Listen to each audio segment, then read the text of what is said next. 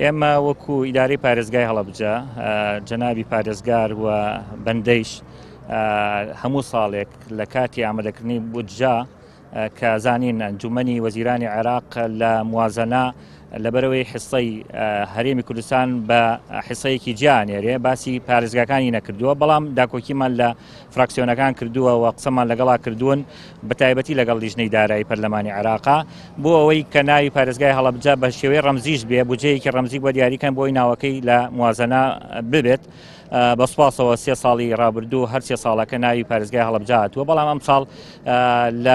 هێشتا لە پەرلەمان مسادقەی لەسەر نەکراوە و ئێمە گەیاندومانە بە سەرجەم کتلەکان و سەرجەم کتلەکان دوێنێ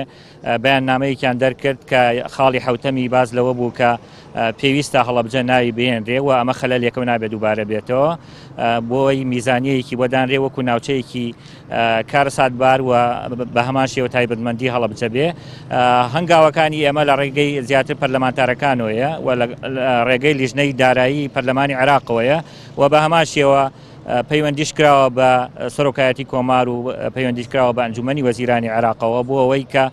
لەسەر ئەو خاڵە ئیش بکرێ. ئەمەلمان هەیە کە بگەینە ئەنجامێکی باش.